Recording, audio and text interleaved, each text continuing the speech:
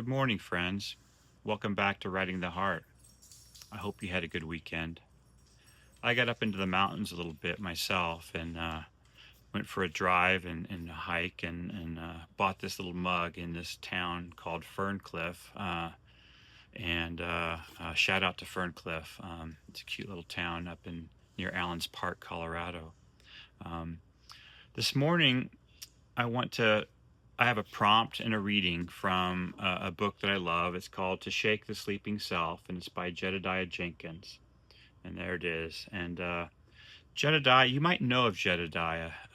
He became an Instagram sensation back in 2011 when he quit his day job and rode his bicycle with a friend from Oregon all the way to Patagonia. And along the way, it's quite a journey, obviously, in the physical realm, and but it's also a deep internal journey. Jedediah had grown up in a Christian conservative family, and Jedediah was gay, and so throughout this journey, he starts to unravel the conditioning that he experienced.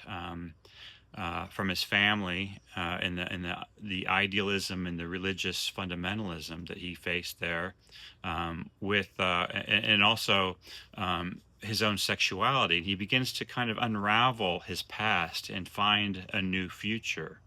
And it's quite a moving book. He's quite, a precocious, eloquent young man when he wrote this book. And if you know him from Instagram, you also know that he's just a very open-hearted human. And his posts are fun to read and to watch.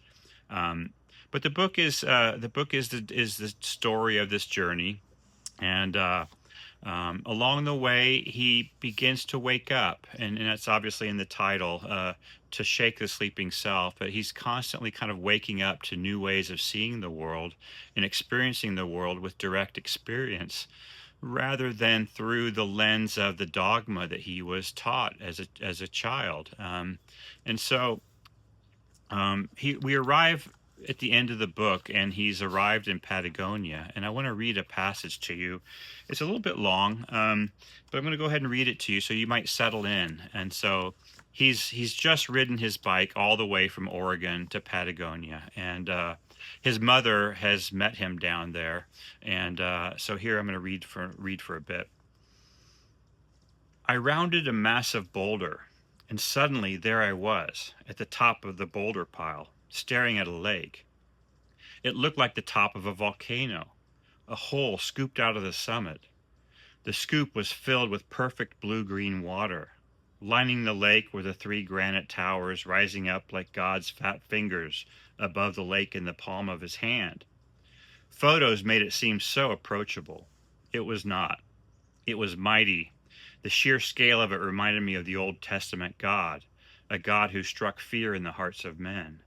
A humbling, respectful terror.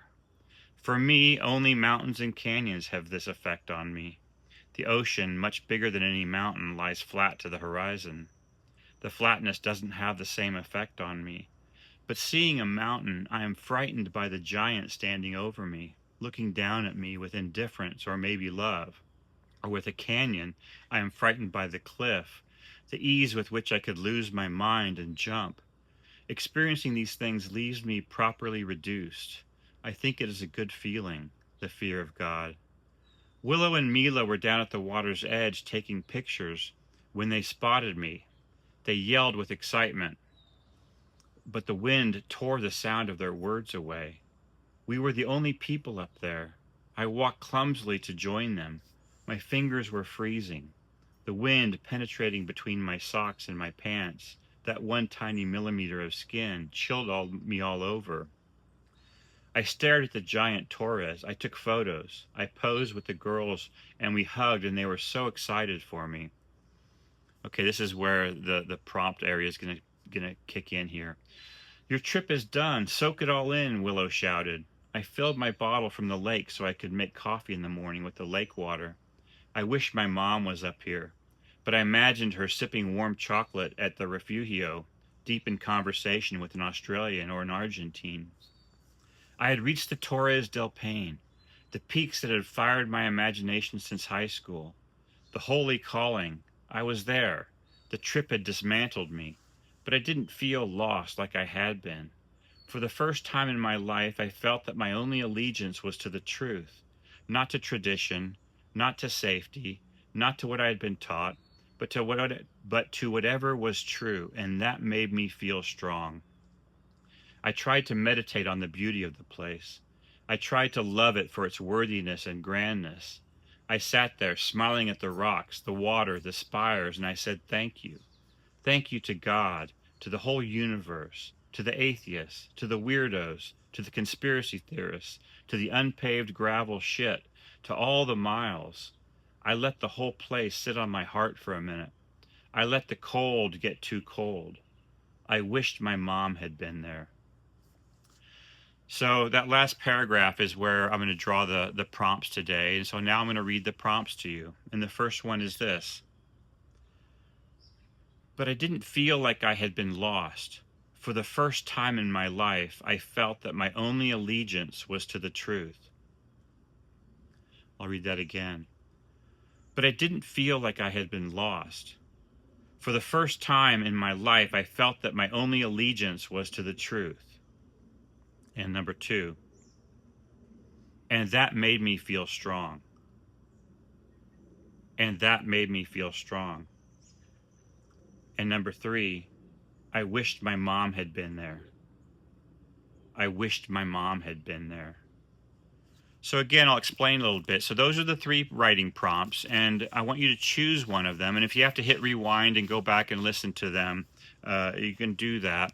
But I want you to choose one of them today and just free write from it. And I want you to allow whatever comes forth, from that prompt. And circle into your own life and see how these prompts might feed some of the stories, some of the ideas, some of the images that come up for you that this prompt evokes. Maybe it'll remind you of a journey you've been on, a physical journey like that, or maybe it'll take you deep into your own heart. Um, again, this book it's a beautiful book, and it's a book about unraveling. It's a book about becoming who we really are. It's a book about letting go of old patterns and ways of thinking and assumptions. And, this is from the climax. And, I'll pause here, but feel free to go back and rewind. And I'll look forward to seeing you on Thursday. And I'll offer up a fourth prompt. And I will then go a little bit deeper into this passage and also offer up a teaching for you to work on over the next weekend. I'll see you next time.